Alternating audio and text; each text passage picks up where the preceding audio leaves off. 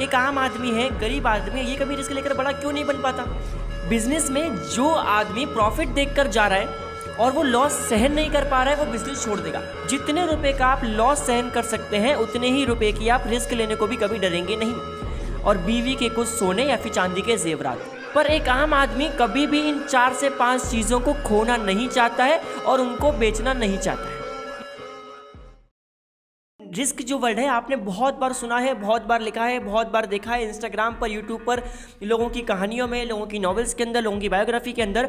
जितने भी rich person हैं सभी लोग रिस्क ले लेकर ही आगे बढ़े हैं, ये बात आप भी जानते हैं। रिस्क लिए बिना बिजनेस सेक्टर में आगे बढ़ पाना मतलब सर्वाइव कर पाना भी बहुत मुश्किल है।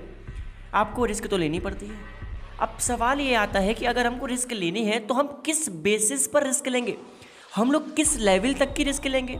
अगर जो लोग रिस्क लेते हैं वो लोगों का माइंडसेट कैसा होता है, वो लोग रिस्क क्यों ले पाते हैं। एक आम आदमी है, गरीब आदमी है, ये कभी रिस्क लेकर बड़ा क्यों नहीं बन पाता?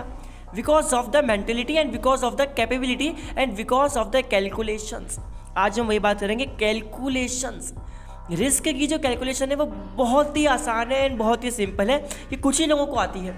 जिन लोगों को आती है वो लोग रिस्क लेने से कभी डरते नहीं है। जिन लोगों को नहीं आती उनके लिए रिस्क लेना मतलब बहुत बड़ा पहाड़ है। तो आज हम बात करने वाले इसी कैलकुलेशन के बारे में कि रिस्क लेने से पहले अगर आपने ये कैलकुलेशन सीख ली तो आपके लिए भी रिस्क लेना बहुत ज़्यादा आसान है और आप भी आज के बाद अपने बिजनेस को लेकर बहुत ईजिली रिस्क ले पाएंगे।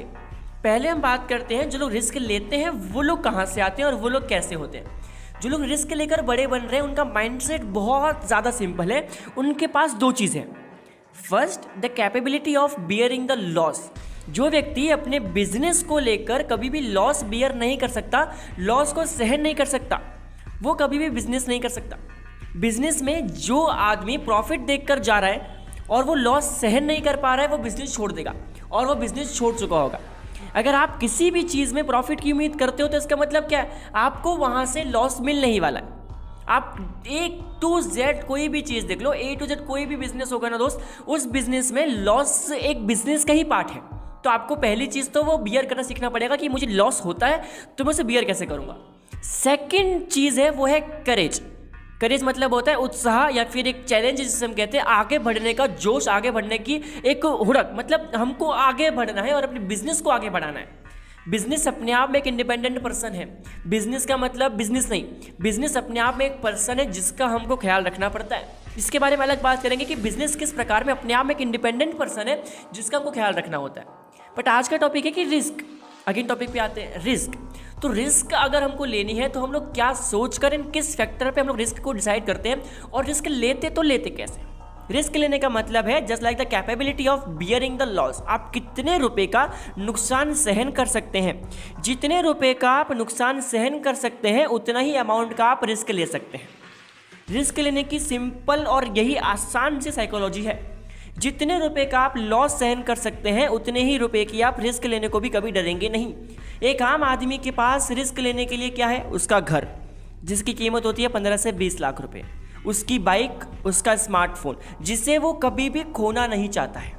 अब आप मेरी बात गौर से सुनना। एक आम आदमी के लिए रिस्क लेने का मतलब है कि अगर लॉस होता है तो वो अपना क्या बेचेगा और अपना क्या बेचकर वो अपने लॉस को कवर करेगा। एक आम आदमी के पास एसेट्स के नाम पर होती है क्या चीज़, अपना घर, अपनी खुद की छत, अपनी एक बाइक, अपना एक फ़ोन और बीवी के कुछ सोने या फिर चांदी के जेवरात। ये 4 से 5 एक आम आदमी के सबसे बेस्ट होते हैं एसेट्स। पर एक आम आदमी कभी भी इन 4 से 5 चीज़ों को खोना नहीं चाहता है और उनको बेचना नहीं चाहता है।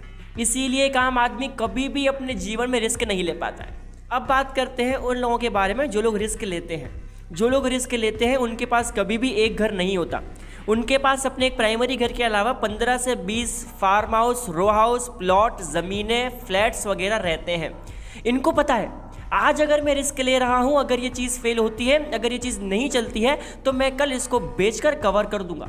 इसीलिए इन लोगों के पास रिस्क लेने की ताकत होती है।